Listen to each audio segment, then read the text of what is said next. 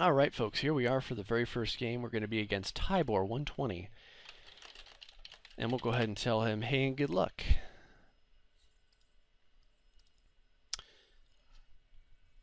You can see I'm sporting the fancy background today for the representation of mtgnoob. And I am probably the appropriate person to be playing for mtgnoob because I'm kind of a noob. I played 8 years ago, back when Champions of Kamigawa was around. Well, I should say I started playing with 7th edition, and then I played up until the point where the Champions of Kamigawa was around, and then I was pretty much out of the Magic scene for 8 years. I had to do adult things and have responsibilities and keep a job and get married and have a family and everything else. So because of that, I've kind of been out of Magic for the better part of a decade. And now I'm coming back into it, and I'm having a good time. I'm at a point right now where my schedule at work is really stable. I've been at my career for a real long time, and I pretty much know what I'm going to be doing every day. Let's see what we have here. It looks like our opponent is finally ready to get going. This isn't the okay. So, our opponent has like a 103 card deck. Okay, so first game done there. I would have kept this hand. Let's see what I would have drawn, because I would have hoped to draw into a land so I could play down a Lobber Crew and then use an action injunction. Wow, Sphinx's Revelation. Yeah, so I would have been kind of rewarded a couple turns later. Okay, so we have no idea what our opponent's deck does because he submitted like a 100 and something card deck. So let's let's submit and try this one more time. I imagine now he'll be submitting his deck appropriately.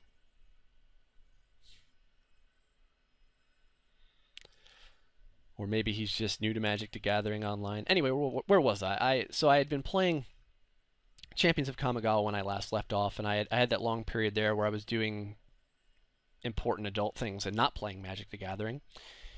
And now I'm at a point where I can actually pick up Magic again. And my wife still hates it. She hated it when she found my giant boxes of Magic cards when we first met, although she didn't consider them a real big problem because they were boxed in the closet, and I told her that I was far, far and away from the vice that was Magic the Gathering. But I'm playing it again now, and she's okay with it. She calls it the loser card game, but I have a lot of fun playing. And that space of time, I guess playing Magic the Gathering is kind of like riding a bike. You never really forget, but I still make a lot of poor play choices that I will need to reduce by continuing to play and getting back into the game. Just play choices like doing my math correctly and thinking about the next turn and then the third turn after that ahead, and thinking about different representations that my opponents are giving me by the cards they have, and different representations that my opponents are giving me by the mana that they leave up. And I'm getting better at it, but I'm not one of those players that never makes a mistake, that's for sure.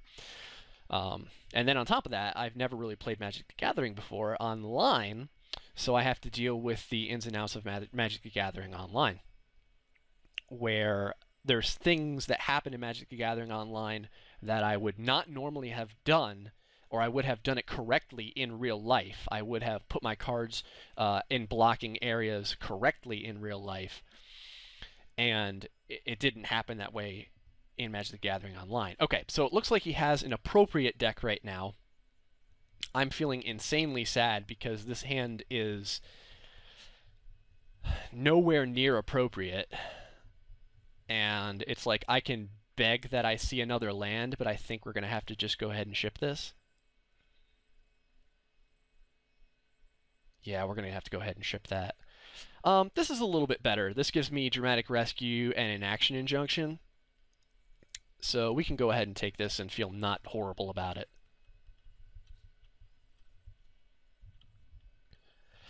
But these were the type of things that I was like a little bit worried about, which is basically having a hand full of all spells and no lands.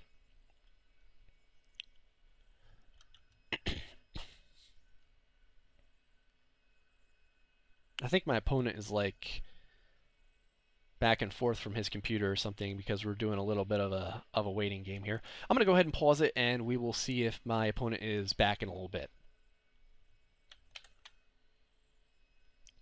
All right, so we are back, and we are good to go. And that's a fun draw. I think for right now we'll go ahead and play down this plains. I don't think we really have too many things that we could draw off the top of our deck that would matter whether or not I put down a blue or a white. And it looks like we're in the mirror match. Keening Apparition, that's interesting.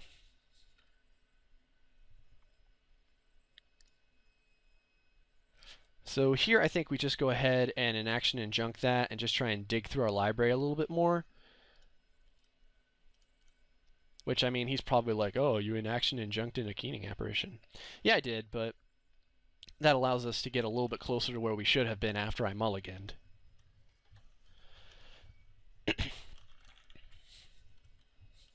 I mean, it saves us 2 damage. It allows us to dig a little bit through our deck here. And he doesn't even have a turn 3 play, so he could be representing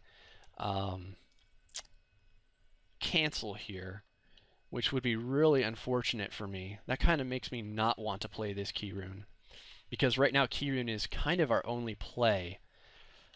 However, if we manage to get the key rune down, we would have things like this Lobber Crew. So I'm really kind of curious what I should choose to do. That's definitely cancel mana, though.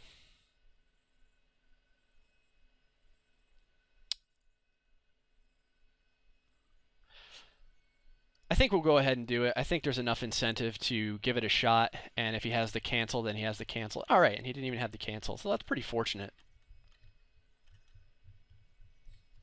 Or he does have the cancel, and that just wasn't impressive enough for him. So Selesnya Azorius. All right.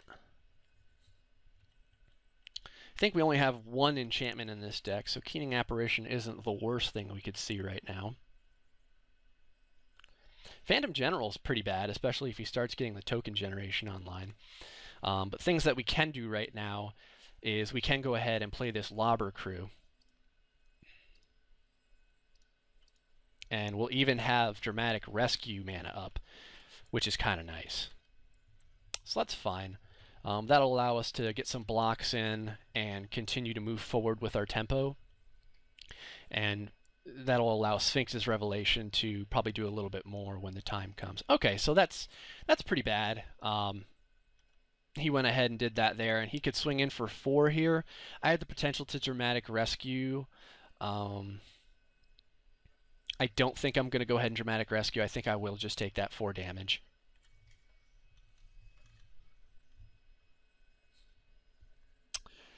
So now we have some interesting things. We have this Transguild Promenade that we can certainly play.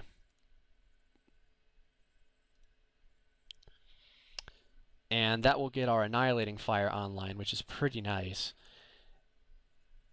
As well, we could also activate this Is It Key Rune and swing in and see if he wants to make the trade with the Soulsworn Spirit. But I think we'd rather just keep the Dramatic Rescue online for right now.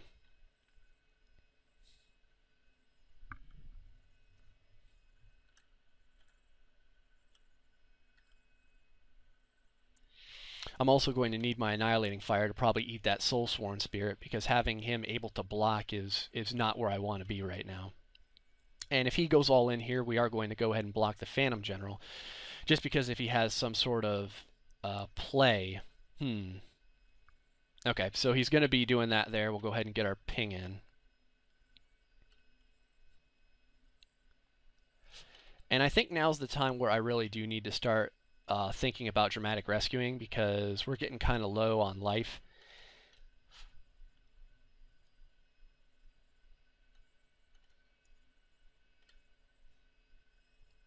So yeah, I think we are going to go ahead and Dramatic Rescue. He may have the cancel for that, But if he doesn't cancel this, then we know for sure that he does not have a cancel in hand. And we do have the Sphinx's Revelation if we need to help gain us some life, so that's kind of nice. Other things I could have done there was just taken the damage and like not play into a cancel or something like that, or maybe even get some better value because he can just recast the Phantom General, but that's okay with me. I mean, just forcing him to use all of his mana to cast that Phantom General again isn't like the worst thing that could happen right now. Okay, that's kind of interesting. So now we have Annihilating Fire, Sphinx's Revelation. We're at 12 life. We could Sphinx's Revelation now while he's tapped out, and we don't have to worry about losing anything to it. If we did so, what would we gain? We would get one, let's see here. 1, 2, 3, 4. So we could peel 4 cards up, and I think that's probably what we're going to want to do. And like I said, the reason I'm doing this now is just because we really need to get cards in our hand to start dealing with this vast menagerie of problems that we have. Now, benefits to doing it on my turn, or on his turn, are that this Lobber Crew would untap, so I would get an extra ping with it, but I'd have to worry about it being dispelled or having any other number of horrible things happen to it. So I think we just go ahead and play this right now.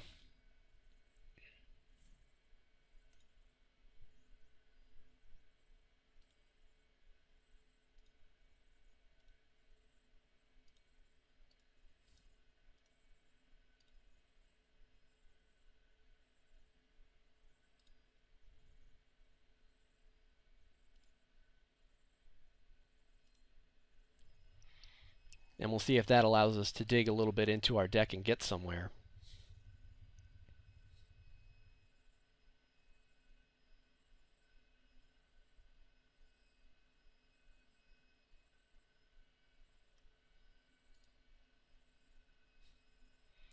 Okay, so it did. Basically, we managed to draw our bomb, which is pretty nice. We also have this Aspira Skywatch, which is fine too. We're going to take more damage here, which is really unfortunate, and I kind of hope he doesn't have more detain for us. But we have a handful of cards, and he's just kind of top decking, which is nice. So we'll just go ahead and we'll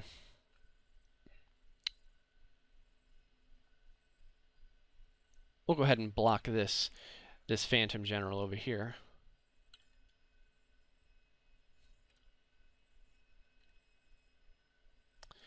And we'll go ahead and deal our damage. Alright, so now we're definitely coming back. Let's see what we can do here. We have 1, 2, 3, 4, 5, 6, 7, 8. We have 8 mana. So we can do a couple of things here. We can actually play the Aspira Skywatch and the Azurius Arrestor. And I think that might be the play. Alternately, we can Annihilating Fire, Azurius Arrestor, and Izzet Keyrune in for some damage. That might be kind of neat too. But I think realistically, we just need to start getting big beaters on the board, and we need to start getting things that trade for his creatures. So in that instance, I think we'll go ahead and play out this Arrestor, and we'll see if that pulls any kind of cancels or any kind of syncopates or anything from his hand.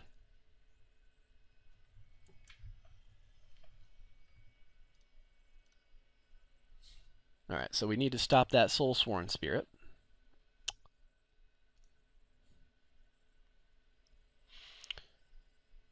And now's the time to, let's see what else we want to do. I mean, it really doesn't matter. We can really just kind of detain any of these creatures.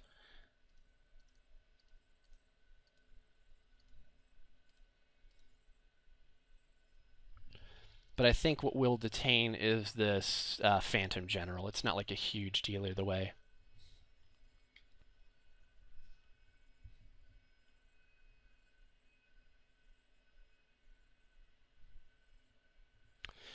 So now we've totally stabilized for the most part. We have these 2 cards on deck where if he does choose essentially to bounce either of these two cards, that's not a huge deal for us. So that's kind of nice. We also have this Annihilating Fire and the Archon of the Triumvirate. So he's down to 2 cards. We're down to 4 cards. Back down to 2 cards due to being able to play a land there. We'll see what he does. Yeah, he's pretty much stuck now. We can even go ahead and ping in here and not worry too much about it. So now, let's see. I think what we do now is swing in with his Aspirus Skywatch and then toss down Archon of the Triumvirate and see how he feels about that. Or I could hold back and just drop Archon of the Triumvirate. This thing gets in no matter what. Yeah, I think we just drop Archon and say done go. This is just a huge beater.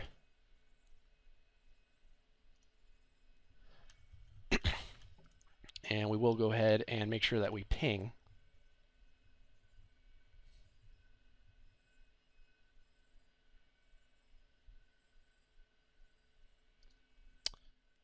And if Archon resolves, that's going to be really important. Okay, so Archon does resolve. So now we're looking real good. You know, we're still sitting on this Annihilating Fire, which is pretty nice. We have just huge beaters in the sky. And we'll be detaining 2 creatures a turn, unless he has a way to deal with this. And really the only thing I can see him doing to deal with this with the colors he has is just on his judgmenting it. He has plenty of mana for that, or he can also dramatic rescue it.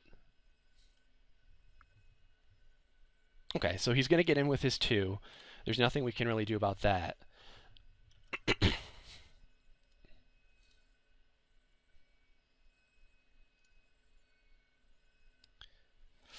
And we drew another red. That's kind of nice.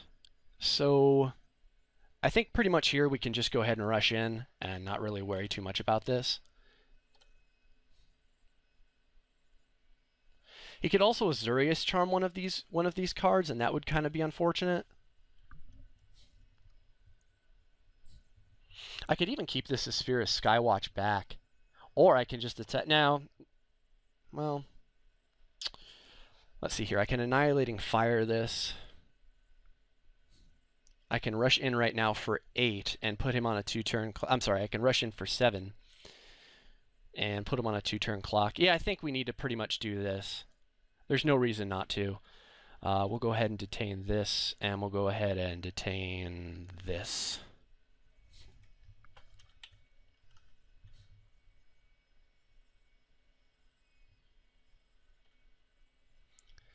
So now basically he needs Azurius Charm,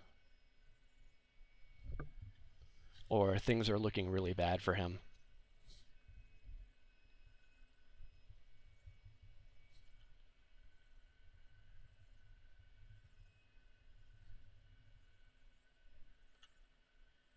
Yeah, he just goes ahead and takes that damage. So we'll see what he has next turn. He might just be totally devastated. We also have this Annihilating Fire in case he plays some sort of Sky Chump Blocker. So he's going to dramatically rescue the Soulsworn Spirit, and he's going to try and detain my creature. So I think in response, we're just going to go ahead and Annihilating Fire it. And essentially we'll get a dramatic rescue out of his hand, and we'll get that Soulsworn Spirit off the deck.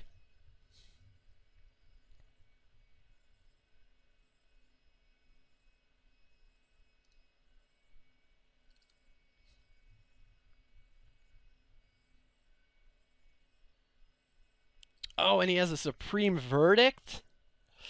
No way. Well, that's how that goes. Ouch, Supreme Verdict. Nice. Okay, well, things have changed a little bit now. Now this Izzet Key Rune is kind of our MVP, unless I draw a creature. That was pretty timely. However, the obvious choice here is to turn this guy into an elemental creature and go for the swing. And we can cycle through this island and see if we can get something good out of the deal. That's kind of nice. So let's go ahead and swing in here.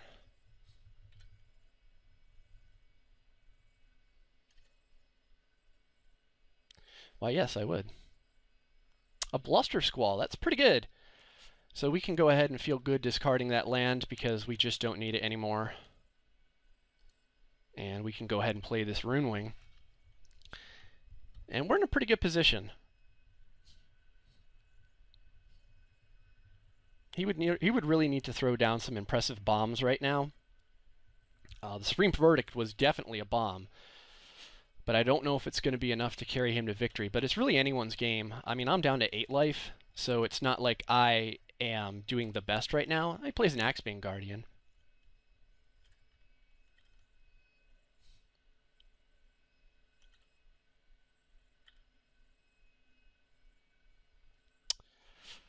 So let's see here. I can Bluster Squall the Axebane Guardian. And then I can Traitorous Instinct whatever he has. Yeah, I think that's kind of the play right now. I think we're just going to go ahead and Bluster Squall this. This will get us an additional beating.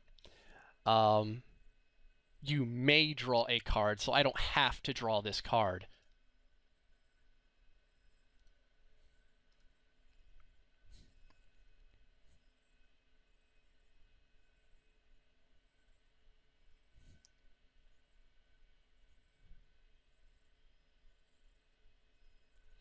He could also have a Hussar Patrol, which wouldn't be great for me. We'll go ahead and activate this. And put him at 1 unless he has something like maybe a Skyline Predator or a Hussar Patrol.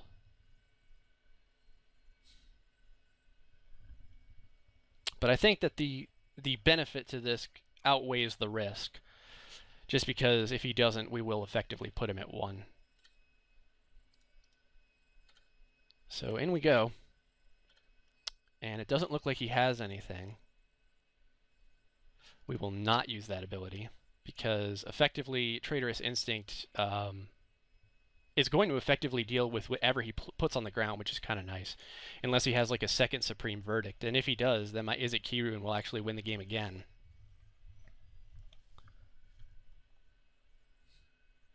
Okay.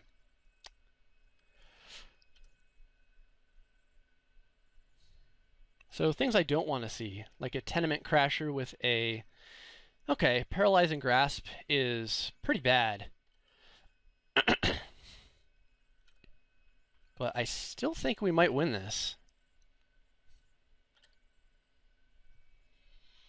Pursuit of Flight. So we could do a couple things. We could actually Pursuit of Flight this Izzet Kirun. I think what we're going to do is we will... Oh, sorry. We will go ahead and activate this.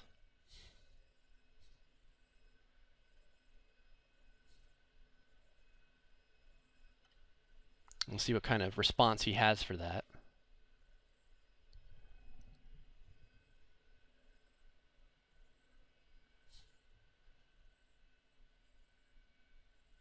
So here's an interesting question that I have because I have not, because I've been out of the Magic scene for a while. If I Pursuit of Flight this, does the Pursuit of Flight stay on it? You don't think it would.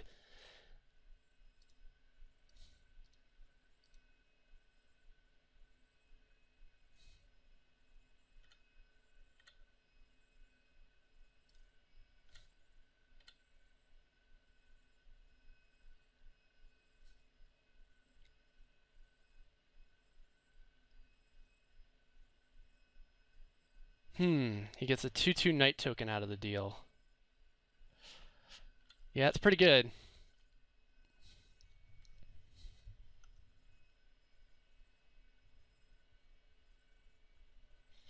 That saves him, and we're effectively top decking, so it's possible I should have just suited this up with Pursuit of Flight.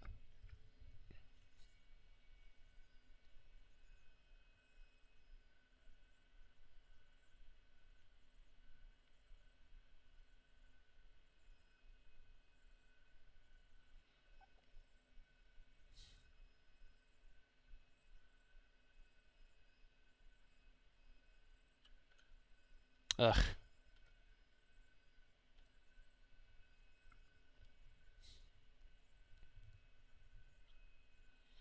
So maybe that was a little bit too hasty of a use of my Trader's Instinct. That's pretty unfortunate.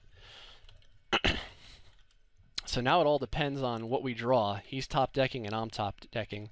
A creature would be fantastic, and we don't get one.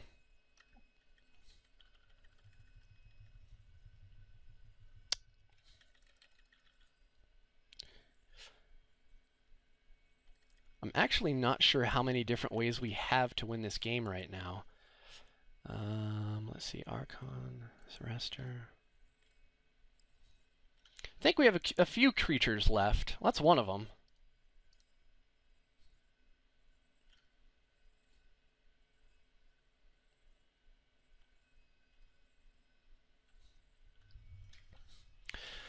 So this is it. It's the moment of truth. And we managed to take it home. So we got kind of lucky there in that we were both in top deck mode, and we just happened to top deck a little bit better. We also got kind of lucky because he submitted a 100-something odd card deck. But one way or another, we got there. We got past Supreme Verdict, which is nice. Is it Keyrune? Basically MVP. Hope you guys enjoyed it, and I will see you guys for round 2.